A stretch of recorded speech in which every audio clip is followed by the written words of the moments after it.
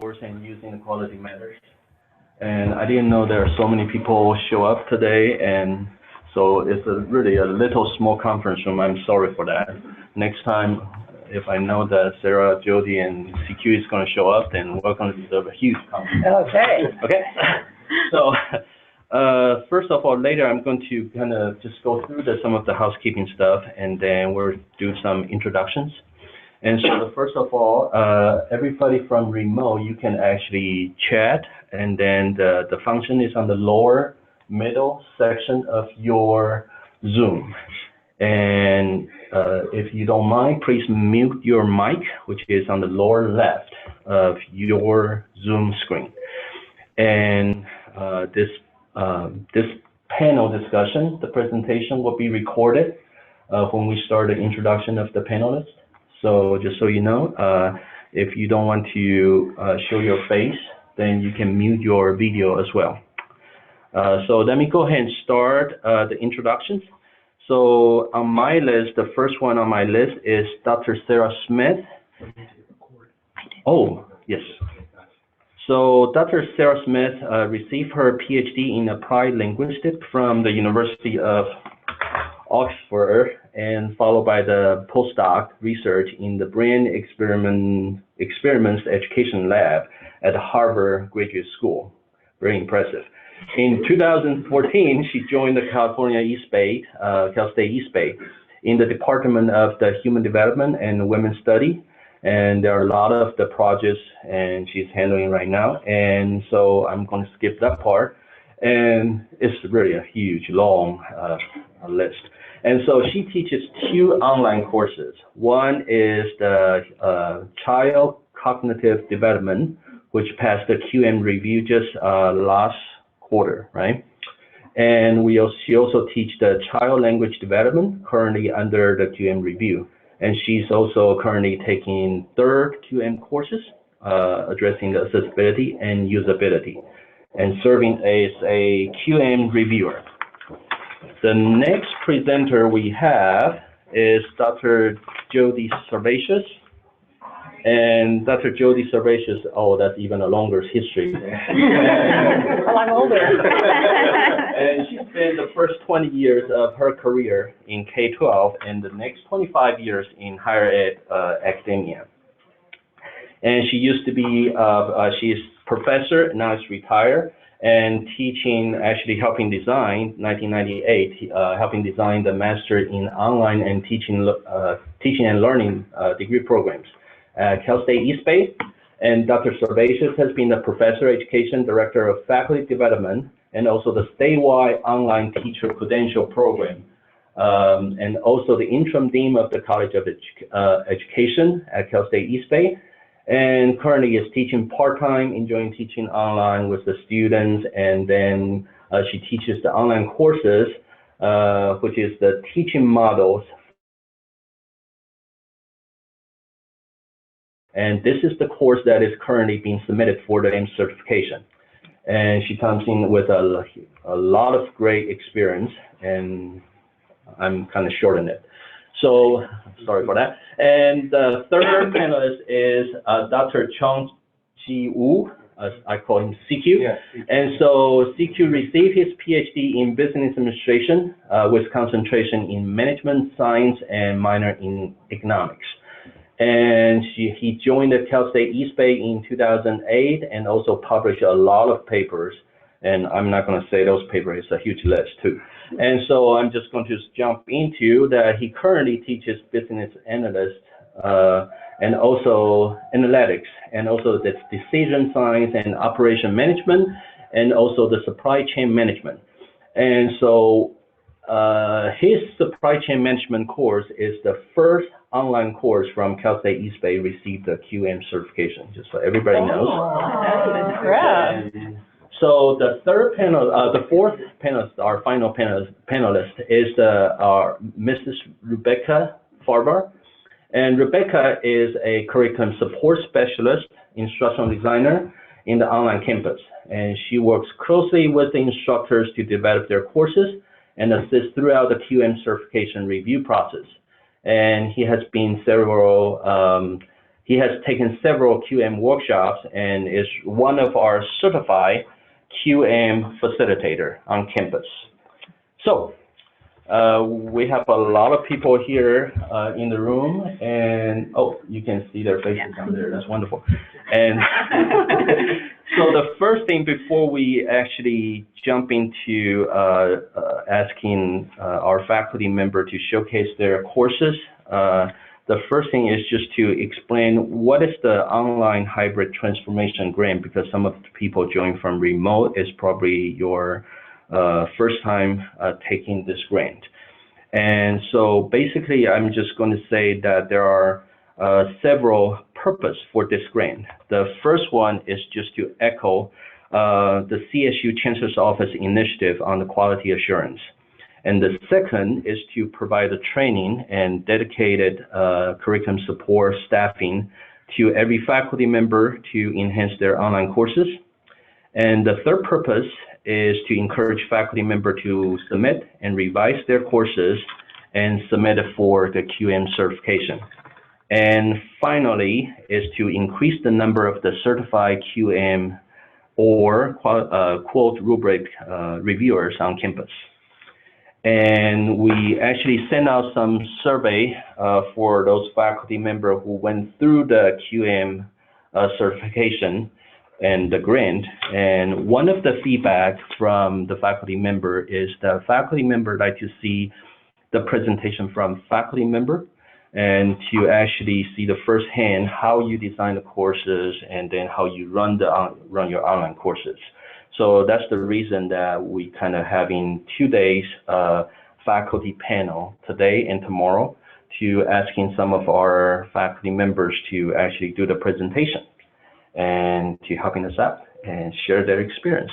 So thank you so much for being here. And so finally, just housekeeping, we also listed all the certified courses on our online campus website. And so you can go to online campus, you can see a list of the courses. And also Chancellor's Office also requested that every campus coded the certified courses on the PeopleSoft. So students will be able to actually know when they sign up for courses, they will see a coding on the PeopleSoft that this course has been certified. Okay.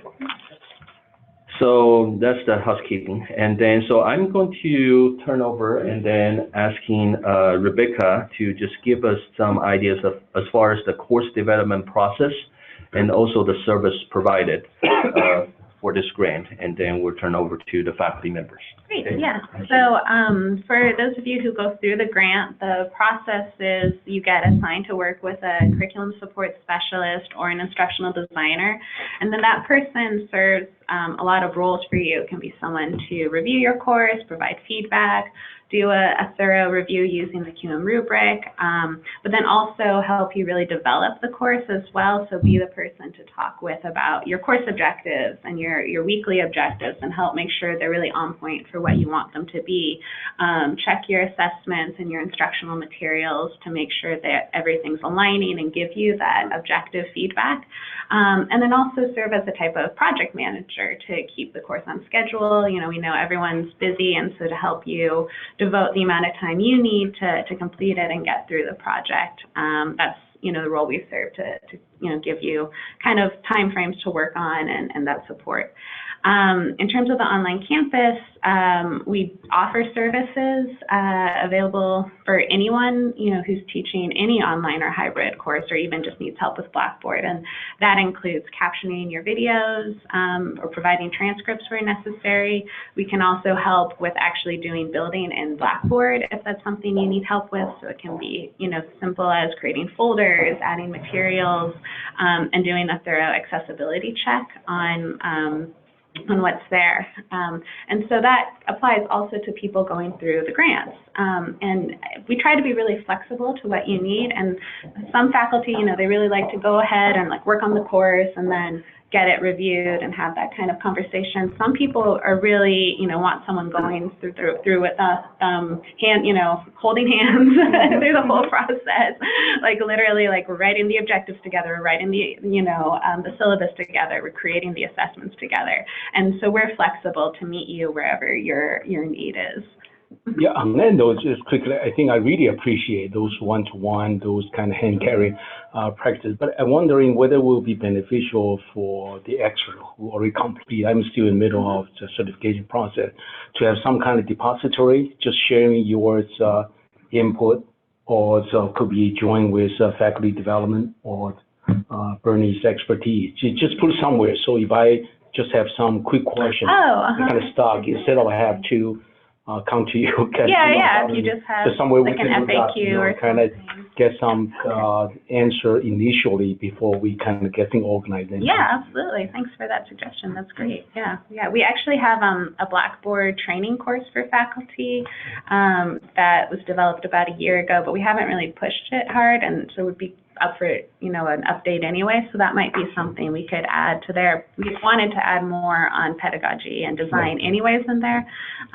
So great, thank you. Yeah, that might be a good place. And then additionally, once you've gone through the development process, we're also there to help you through the actual QM certification process, which has like a lot of teeny little steps that have to be managed. So we help keep track of that. So all you have to do is show up for the peer review and then read the final review. Great. All right.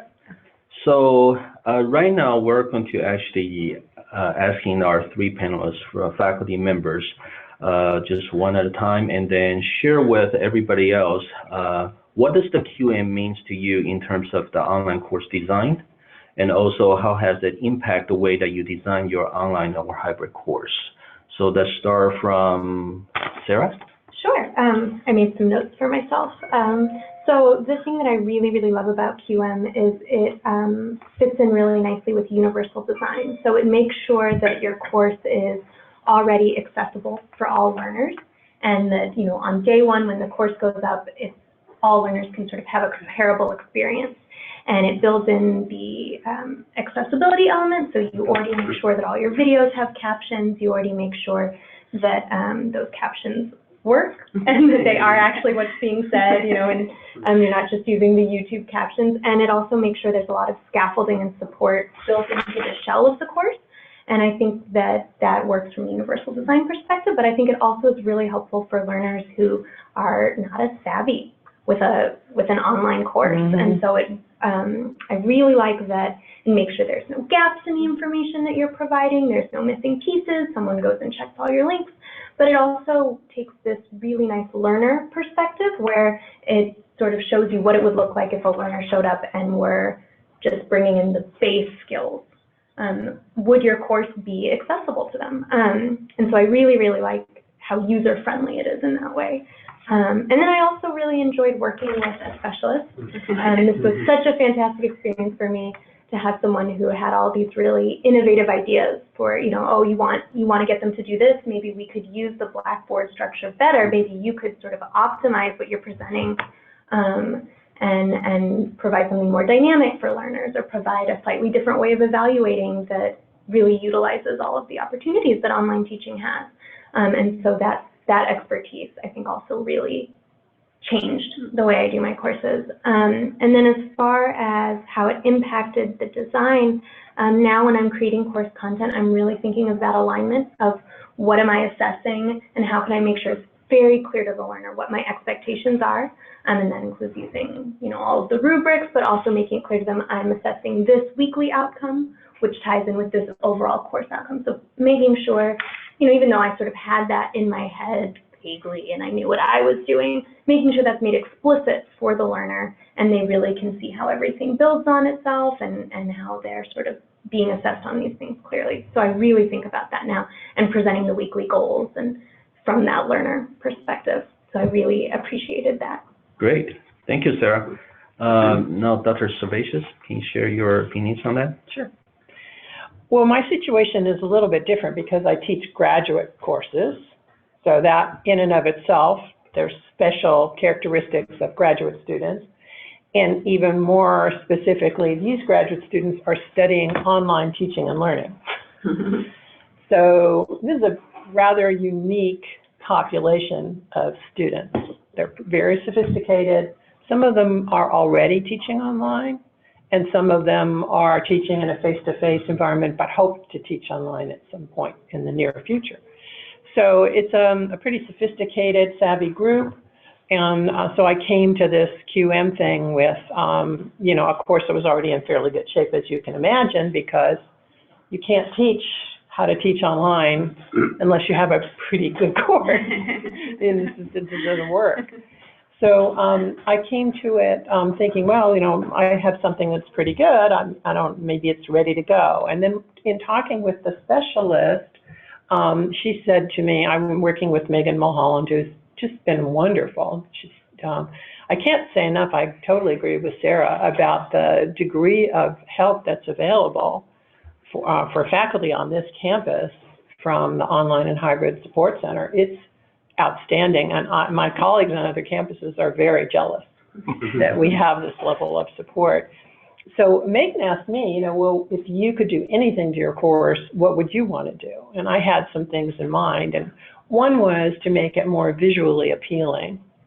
It was, as a lot of graduate courses are, very print intensive.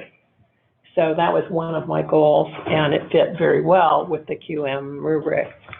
And of course, it all had to be made accessible as well, as Sarah pointed out. And another one of my goals was to personalize things with video, a video of me. So I had intended, but never gotten around to, putting video in, and it's actually forced my hand. So I said I would do it, and I did it. So I now have an introductory video that says this is what this course is about. We're glad you're here.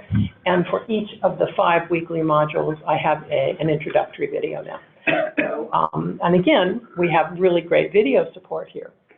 You know, we have Glenn Brewster has the studio all set up for you, cues up your script, and has everything ready for you to go. And it's a quick and easy process. I was able to make some quality videos to humanize the course a little bit more and welcome people personally to each of the events. And the last thing I wanted to do, which fit very well with QM, although I, of course, had learning objectives for every week and overall objectives for the course, my thought was, in reviewing the QM rubric, that very much like what Sarah said, that it wasn't as articulated, clearly articulated enough how these things were connected. So I now have, for example, after going through the QM rubric and preparing my course for review, I now have the list of course outcomes correlated to every week. So it'll say the weekly objective A for week 1, A is to do this, and then in parentheses it'll say this is the course outcome to which this corresponds. So it's just a lot clearer how things are connected. And it's not that the objectives are the same, but it's just more specific to tell them this is where you're going and why and how it's connected and aligned. So I had a similar experience to Sarah's in that regard. So those were the 3 areas that it prompted me to work on: visuals, personalizing with video, and articulating more clearly how the outcomes are connected. Awesome. Thank you, Jody. And as everybody knows, the QM really pay a lot of attention to the objectives and alignments, to the activity assessment, those kind of things. So now we'll seek you if you can share your opinion, because I know that you teach different kind of courses, large size classes, so it might be a little bit different from your opinion. Well, if I'm lucky, I get like 25 students, even not maybe 45, 50 students in online classes. But the college is talking about reduce the class size, we'll see. Okay. And actually, pretty much piggyback on what Sarah and Jody said. I mean, exactly. I mean, in my case, you know, the course learning objectives are decided by the department, right? The instructors, in my case, there's nothing we can do about the course level objective. But, you know, it becomes an issue how we can achieve the course learning objective, right? In my case, most of the time, that's my experience, okay? Students are kind of lacking quantitative side, right? I give them more lecture or maybe assignment on that, right? Just based on my experience, I mean. But after the QM thing, I mean, we can do the whole thing in a much, much more structured way. Okay, here's my course learning objective. Yes, it's true, I cannot change that, right? But I can line up my module level learning objective with the course level objective, so that I know how I actually deliver, how I actually achieve each of the single course learning objectives. And on top of that, each of the course activity, assessment, assignment, they're also lined up with the module level objective. So you get a very clear map at the highest level course learning objective. And second level is the module level, in my case, weekly learning objective. And then lowest level is their course activity, assignment, assessment, and you can actually plot a pretty nice chart and show how everything are connected and how each of the single objective is achieved.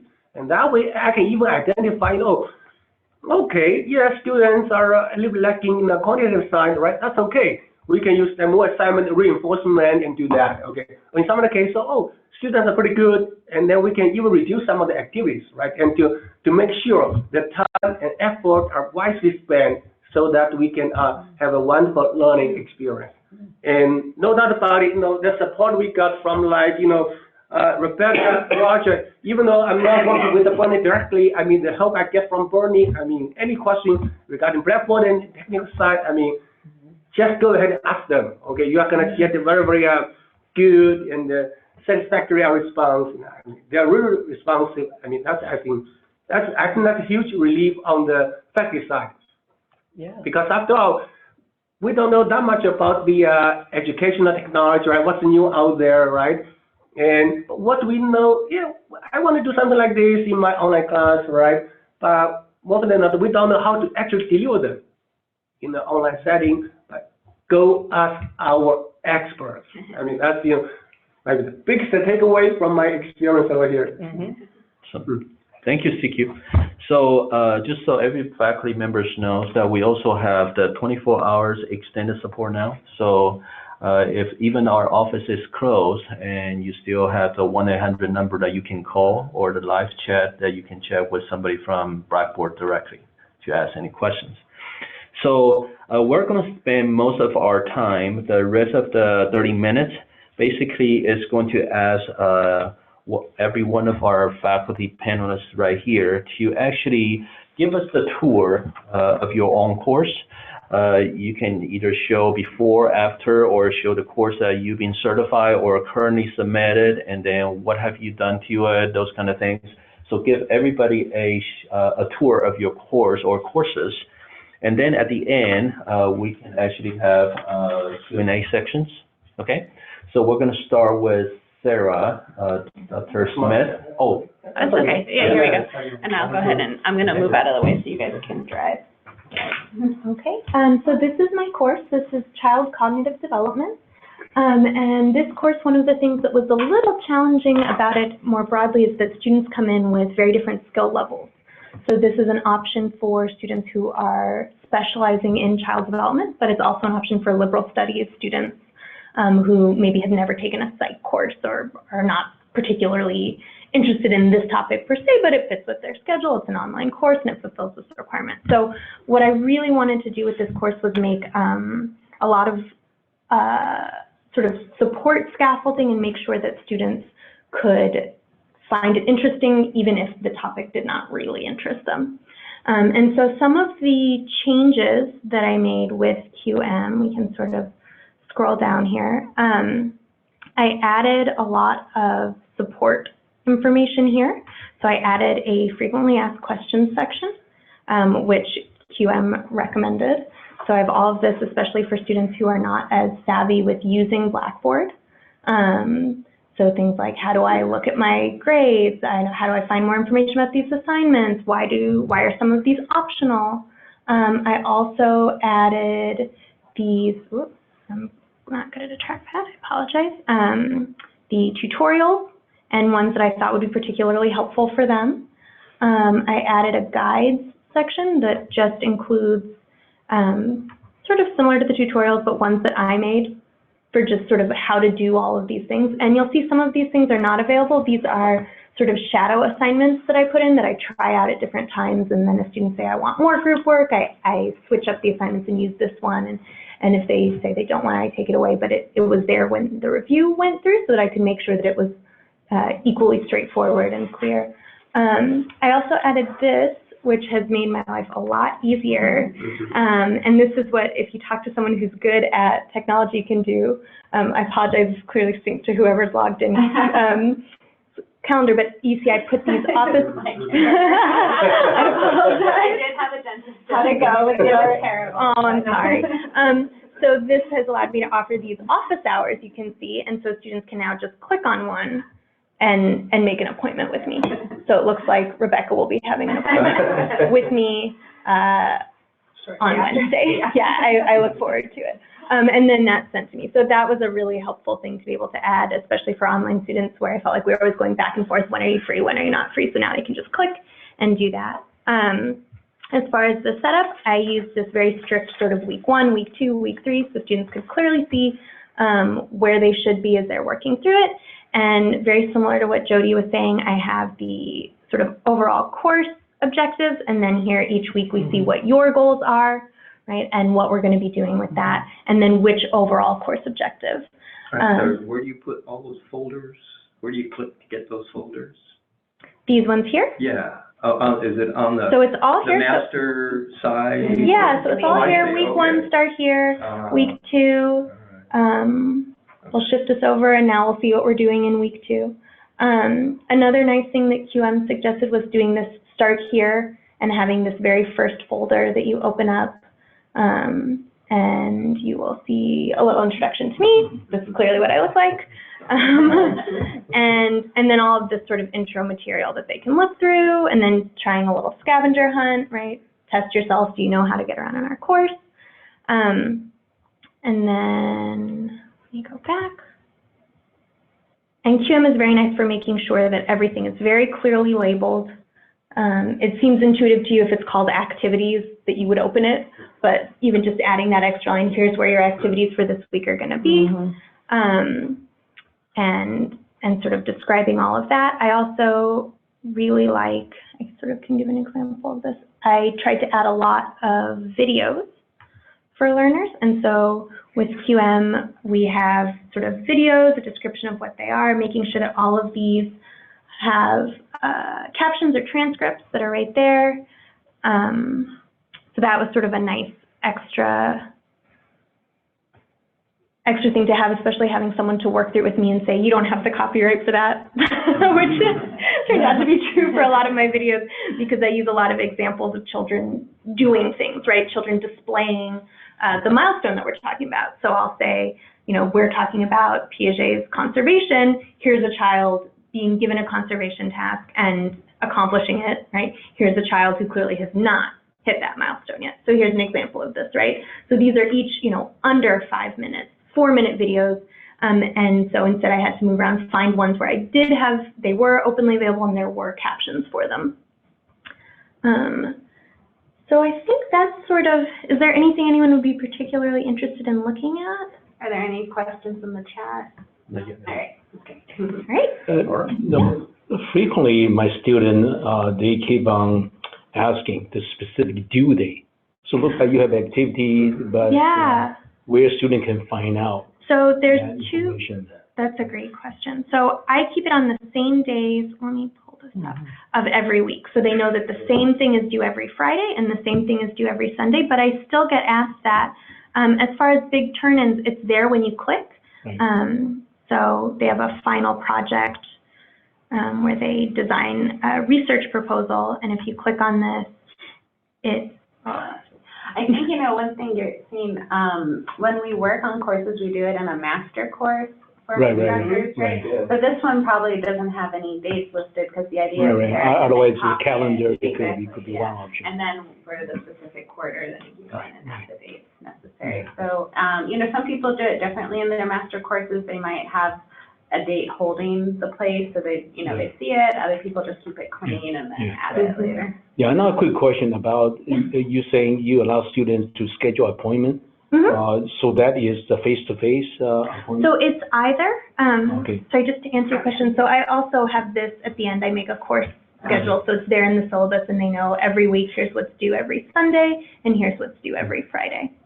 Right? So by every Friday, they have to do their initial discussion board posting. By every Sunday, they have to reply to a classmate and they have a quiz due every Sunday. And it keeps that pretty rigid. The same pattern. Yeah, all the way through. And I think that helps a lot of my students are working full-time. So it also helps them to know that something's always due at the exact same time.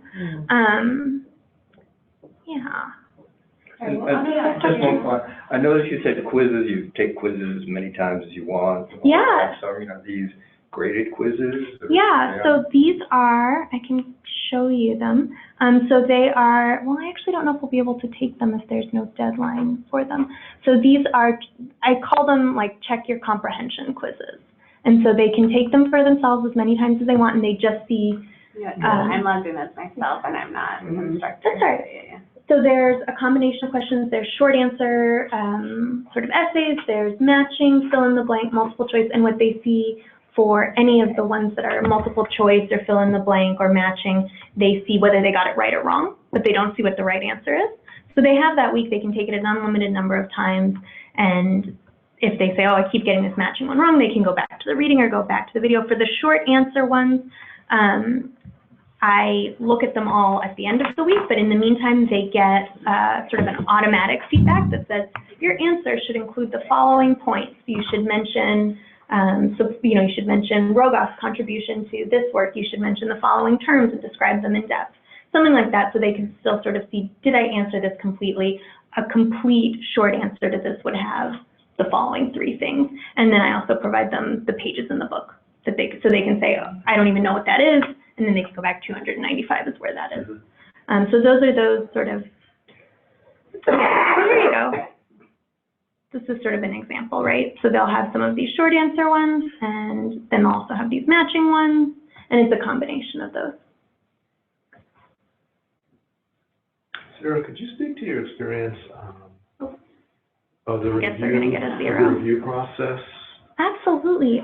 So this course went up for review, I guess last fall, and it was really interesting. I had a few reviewers who had no interest in the content and were very, very attentive to the design. And I really appreciated that, actually. I got very good feedback about what I could do to help someone who's clearly very competent, very savvy, but does not understand the content at all. And so that was an excellent component of the review to say, you tell me to go look at this rubric, I don't even know where that is, right? Or you tell me I need to know this term, but it would really have helped if those terms were all separate in another area, things like that. So I found the feedback to be extremely constructive because it was from people who could very clearly articulate to me why they were confused. And I realized it does mirror what you get from students, but just presented to you in a much more cohesive way. So instead of just being like, I don't get what I'm supposed to do for this paper, and you're like, well, why not? What is missing, right? And you have to sort of tease that out. This was very clearly stated, like, this rubric goes on to 2 different pages. Is there any way you can shrink it down and present it to me as one PDF so I can look at it as a whole? It's very hard that it comes up that way. Things like that where you're like, oh, okay. So were you able to fix and go with some stuff, and then, for stuff that was easy to fix, and then? Yeah, so there were some things that they asked me to do kind of in real time while they were reviewing.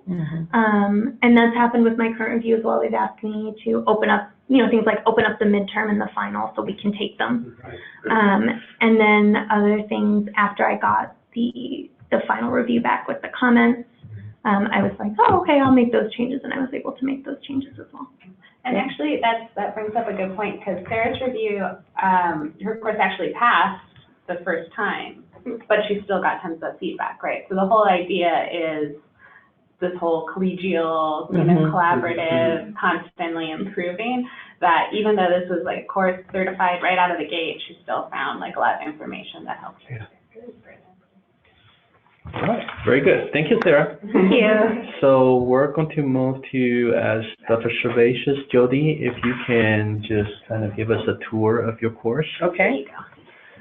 Okay, so as I mentioned earlier, it's a graduate course. What I didn't say is it's the second in a series of courses.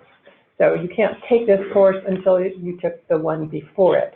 So my learners are not only they're not not new to the content and they're not new to Blackboard. They're not new. They're continuing students. So that's actually taken into account in some of the design. So I'm a fan of rather extensive syllabi. So I have a fairly long syllabus that starts with, as I mentioned, an introductory video where I talk about the course and about myself and about how we're going to work together. So that's the very first thing they see. And then I have, you know, the normal kind of stuff you have in a syllabus, and there's the course outcomes 1 through 9, and those are the ones that are later correlated to each week's work. And I talk a little bit about the structure of the course. I have a lot on participation. You know, what are you expected to do in terms of participating? I found that graduate students even need a lot of guidance on that. When you say, I'm grading on participation, what does that mean? So there's a lot on that, as you can see. And then there's a lot of standard stuff there, how to submit written work, grading. There's a lot. It's a very long syllabus, but I found that putting it all there really is helpful. My course materials are organized by week. There are only 5 weeks in the course. After week 2, you're graded on participation, and after week 5, you're graded on participation again. So you'll notice that I've tried to state the big idea in red there for each week. So you know that the first week of the course, you're going to be focusing on the ways people learn and what that implies for your course. So there's always a big idea. So I'll just open a week. Weeks are structured the same. So I have to achieve in every week, and that is the objectives for that week. And then in parentheses, you'll see the course outcome to which that aligns. And then I have a section each week that's to understand, and that's background information on the topic. And this happens to have some YouTube videos on the work of Howard Gardner on multiple intelligences, and then they read about learning styles, and then I have them watch a video that says learning styles don't exist, and that's just hogwash, so that they can debate whether or not they believe that's something of value in their course. After to achieve and to understand, they go to read or do, and that's a file with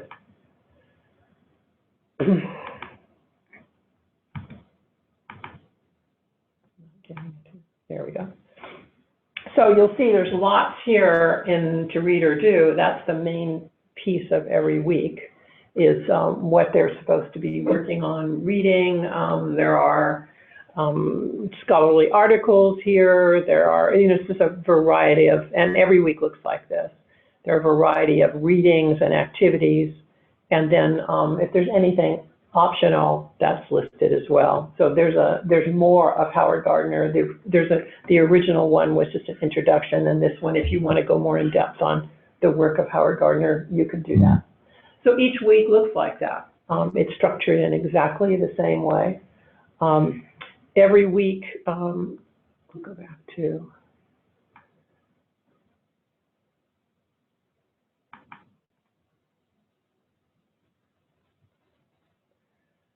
every week. Let me choose a different week. Go to week 3.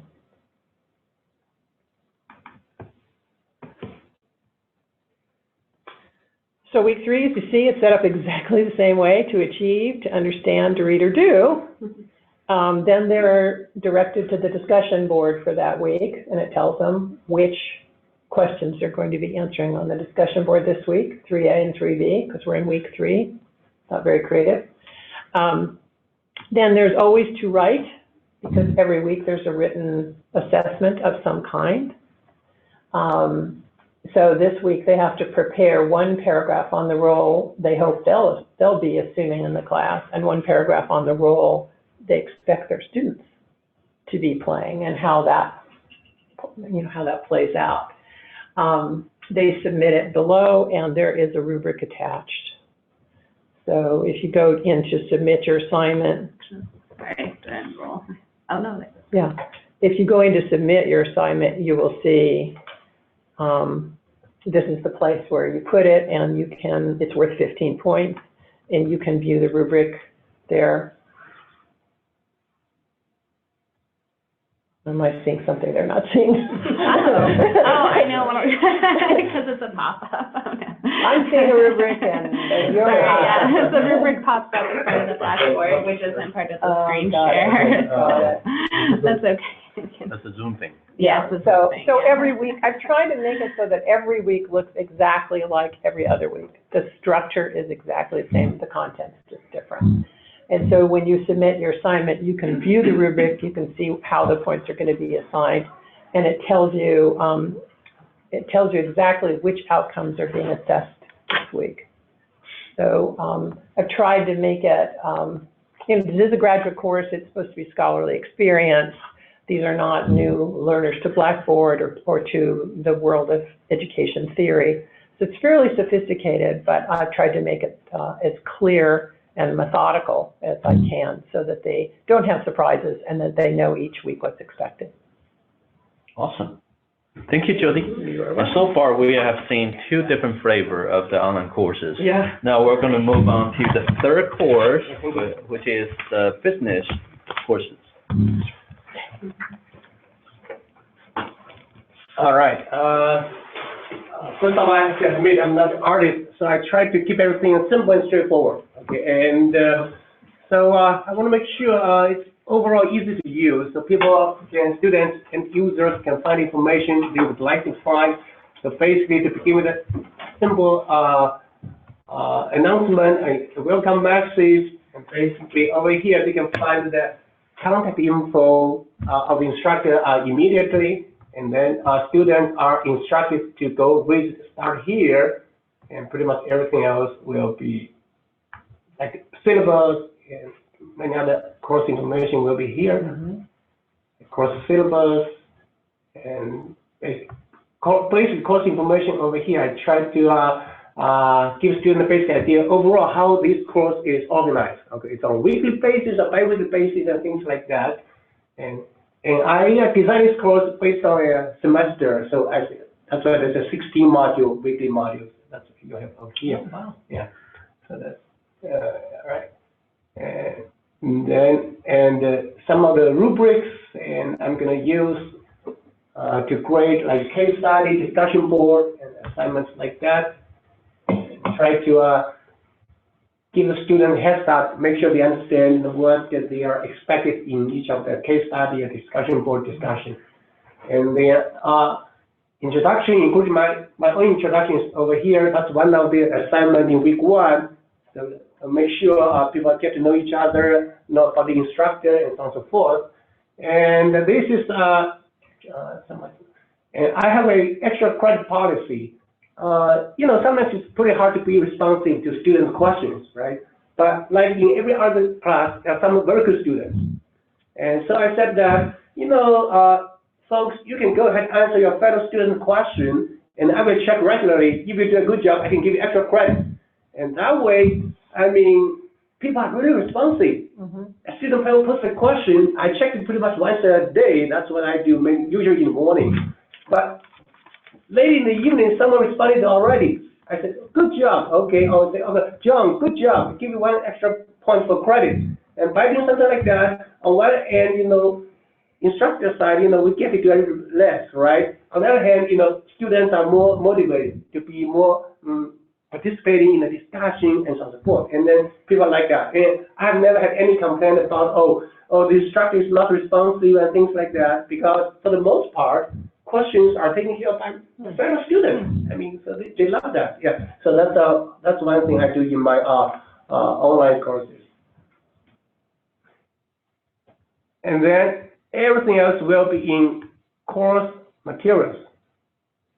And each module or each week is in one folder. Okay, from module 1 all the way to I believe module 16. Okay, and some other folders for PowerPoint and things like that. And I like to make my deadline perfectly clear. And I always use 11:59 p.m. When you put down 12 a.m., sometimes you get issues. Yes. Yeah. Sorry. Absolutely. Thanks to Blackboard, it makes it possible to choose 11:59 p.m. as the deadline. And when the time arrives, for example, okay, September 8th, 11:59 p.m., this folder will disappear. So that's a hard deadline, right? You can no longer see the assignment. Sorry, okay, you missed the deadline. Okay. For each module or for each week, first of all, I want to make sure my level learning objective is clear. For example, week 1, I have 5 learning objectives. How are they aligned with course level learning objectives? I think Sarah and Jody are doing a similar thing. And okay. And so this is the, I think I spend the most time working on the course objective, module objective alignment and things like that. Okay, so let's take a look at one folder, that's week 1. Okay, reading assignment, I also try to make it clear this assignment is aligned with which module level object. Okay, it serves module level learning objective 1 through 4. And similarly, I do the same thing for like video thing. And some of the videos I got from like, some other source. I think for the most part of the videos, I made my videos. And thanks to Rebecca and other folks, they caption my videos and make them available and make them accessible to our students. And then as far as the assessment is concerned, I have short answer questions, what learning objectives they serve, and case studies, and try to make the requirement clear, okay? How you're gonna do the case study and whether you can find a case study. And I try to encourage the student to look at other students' posts, because the case study is done on discussion board. For each case study, I create a separate forum, okay? So students can post their post over there, and then they are required to comment on at least one more student's post, okay, and give feedback. So that's, but of course, from the grading perspective, it takes the instructor a lot of time. That's a fact as well. Okay? So I don't necessarily have case study every week, pretty much maybe every other week, something like that. So try to use it wisely, and on the other hand, don't give ourselves too much pressure in terms of grading and things like that. So, and I follow the same structure every week. So we can go back to, let's see, do I have a quantitative one here? Let me find a more quantitative. For example, this one. And actually, this one is not part of the textbook. Because our students, for the most part, they kind of need to refresh their memory on the quantitative skills like stats, some algebra, things like that. So I create a lecture just for that part. So you can see, okay. To begin with, I borrowed some of the videos from Khan Academy. They done a terrific job, and then I give them my own videos, give them examples, and those examples are the ones they can follow to answer the assignment questions, assignment problems. And they always find these kind of videos very, very helpful. So that way, they don't have much question regarding the assignment. So videos. This is a review session on statistics, and what else? The structure-wise is almost all the same across 16 different weeks, except the midterm final exam. Okay. And actually, I do have there's something regarding the midterm and final. At this moment, this is how I handle that. I give students usually 48 hours. Within the 48-hour time frame, they have 2 hours to finish the midterm or final. Well, probably there's a better way to handle that. Probably, Jody and Sarah, you guys can chip in. The thing is, in one case, I have 2 students. They are brothers. In one case. Because the way I design the exams, you don't know who's taking the exam, right? And because of the flexibility I want to provide them, I give them 48-hour time frame, right? So suppose, okay, Bernie, we're taking the same course, right? Bernie, you are really good, right? So, okay, you take your exam first, right? And then you take the exam for me, right? That, I don't know. Who's taking the exam still? Okay. What I'm trying to do is that, okay, I randomize the question, I use the test bank, say, for example, 200 questions. For example, there will be 50 of them randomly chosen from test bank. To a certain degree, we can reduce the amount of, cheating in the exam, but still, like I said earlier, okay, what if I find Bernie to take the exam for me? I mean, I think nowadays, online campus is doing something on that, right? And make sure, the right person is taking the exam.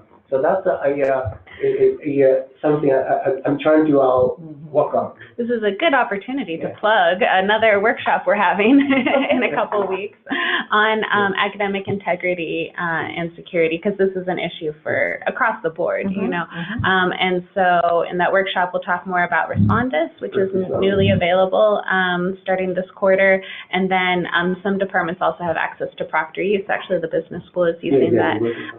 So we'll talk more about those tools that are available. And then it sounds like you're actually already doing a lot of the steps we recommend, having the test bank, randomizing questions, things like that. So, but we'll talk more about how you can manipulate Blackboard as well to maximize your security. Great. Thank you, CQ. So right now we only have about only 5 minutes left. So anybody on site here and from remote, if you have a question, you can either unmute your mic or just type in the chat, and we're monitoring that. Well, I just had thoughts and a question because I teach in public administration. I'm a lecturer. One of my issues is, you talked about different skill levels. I mean, I get students I have a student that works at Costco. I have students that work in nonprofits. I have some that work in the public sector, so it's a whole range. Those are the kind of factors I like to try to figure out. How do you, what kind of approach can I use to get them all sort of facing the same issues and so on, and a common understanding and learning. Like the student from Costco, I'm not sure what the student wants to do. Brings up some good examples of tension at work, which everybody faces. So, things like that. But one of the issues that comes up is I come from a departmental kind of arrangement where we don't have this kind of rigidity at all, or what I would call, real focus on putting courses together. And we've started doing the online stuff, so, we're really pushing it now. But it's questionable how well it's attached to whatever else you're doing. That's why I'm doing this, to figure out how to put it all together. It looks like a heck of a lot of work. I mean, it looks like, Megan suggested maybe the class that's coming up starting late March, 28th, whenever school starts. Yeah. And I've got new books. I've taught it before, but I got all new books. I've decided to I'm facing like, well, wait a minute, can I put something like this together in a few weeks that begins to build this? Or is this a trial kind of balloon that I'm going to be floating around, and I'm going to be building it over the next 6 months? I don't have to do it all this first quarter, just continue. So I'll talk with Megan about that, but it looks like a whole lot of, it's really exciting to see that you can do this. You talk about getting videos, well, okay, I'll spend some time. My own work is facilitating change through group processes and different kinds of group processes. So I try to get my students to understand and focus on how to do it, but they have to stand up and say, all right, I'll walk up, I'll stand in front of 50 people I barely know, and I'll facilitate something. Well, not too many of them, right? So I got to figure out ways to get, because that's a big part of what we're trying to do with the new public service, new public administration focus. So anyway, ways to bring that together sounds really, I think, pretty exciting. A lot of work, but pretty exciting. A lot of work. Yeah. Thank you for the comment, and sorry to interrupt a little bit.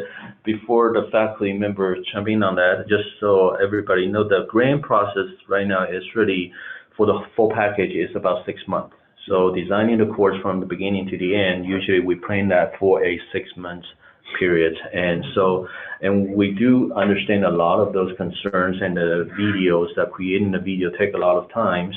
And so a lot of times, like the online courses, some people might have different feelings about the video. Some people like, maybe some people like to in a professional studio to record, and some people just in their living room to record. Some people don't want to show their face and just want to have the audio. And so a lot of different flavors, and it all works. And so, Sarah, I'm sorry to interrupt. I just was going to say, if you're one thing that I found immensely helpful, and I don't know if Rebecca is able to share them, but she provided me these course map sort of like worksheets that were these Excel files that we would work on together. They were shared Google Docs, and I would put in my overall course objectives and my weekly objectives, and then there would be another column, and I would fill in how I'm assessing each of them. So if I have an objective of like apply these theoretical frameworks to real world situations, right? And then I would say I do that in week 2 and 4 and 7, and then how am I evaluating their ability to do that? And then it would,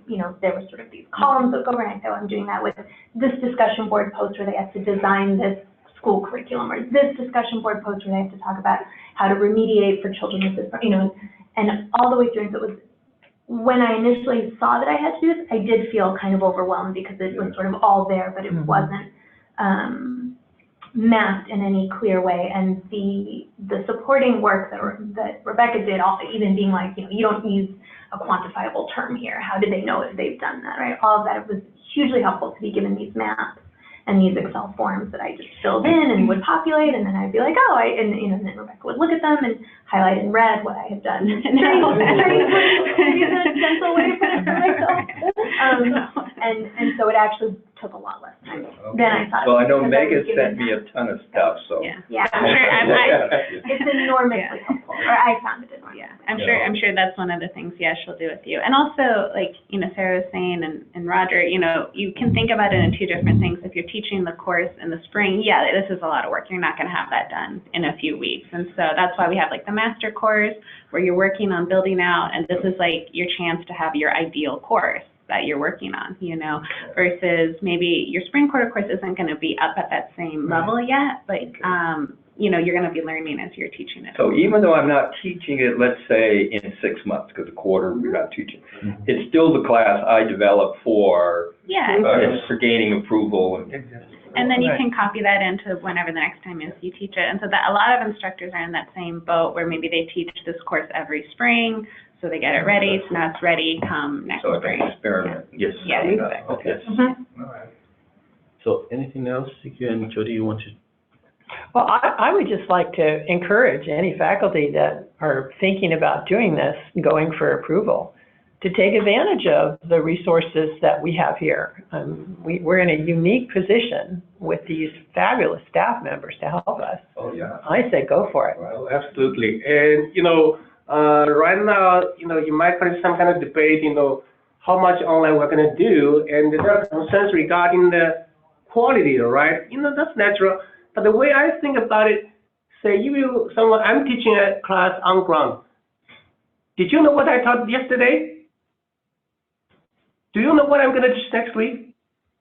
I think it's easier to do quality assurance online than on ground, because everything you're going to do right there, right? So I think in that regard, I don't think, quality assurance is going to be an issue for online education. I think much, much more who's teaching that and how they are teaching the course online than on ground. And in my case, my online version of the same course is harder than the on-ground version.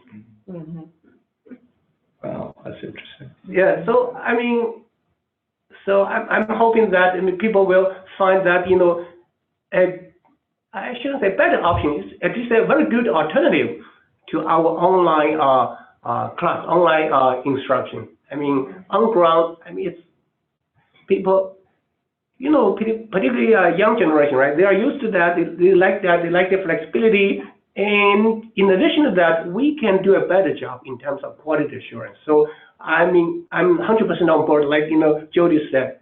That's the way to go. But I understand in some of the settings, like lab, right, you have to do some experiments. That might not be a viable option for online. But, for the most part, I teach quantitative materials, right, use stats, math, things like that. I think I find it's very, very productive way, and I can actually achieve my learning objective. In on-ground classes, sometimes I cannot because students sometimes get better students, sometimes you don't, right?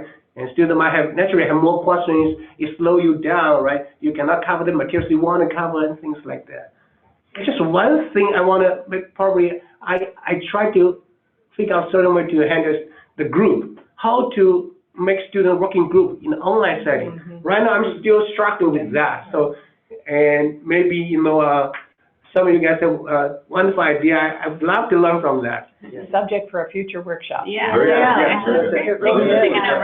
tried a couple of times, it didn't work out really well. So far, all my assignment, individual assignment. Well, the last thing I'd say is that in class, face-to-face, passion is important. I mean, when you're faced with like, how do I work with the public and, and things, you've got to get your students sort of passionate about, it's okay, you can do this. You can engage the public and come up with better parts, whatever. It's a little hard online. So how do you, passion's important face-to-face and enthusiasm and emotion, a subjective kind of response to your environment. What do you do online that is either the opposite side of that, but valuable, or carry that through? So there's a lot for me to learn in doing this. And that's a wonderful comment. And just so everybody knows, campus just signed up another agreement with Chancellor's office to have this Zoom conference integrated with the Blackboard. So starting from spring, you will be able to use this Zoom and have the breakout rooms or those kind of video conferencing, office hours with your students. But that will be another workshop we're going to provide. Okay. And so for now, we're running over a little bit on the time. So I really appreciate our panelists, Sarah, Jody, and CQ. Thank you so much. And you guys are wonderful. Thank you so much. And so if you have any other questions, we can just hang out right here for a few minutes. And if not, then thank you, everybody, and have a wonderful day. Okay. Bye, Bill. Thank you. Bye, Bill. Bye, guys. Bye. Bye, Bill. Bye, Bill. Can see you.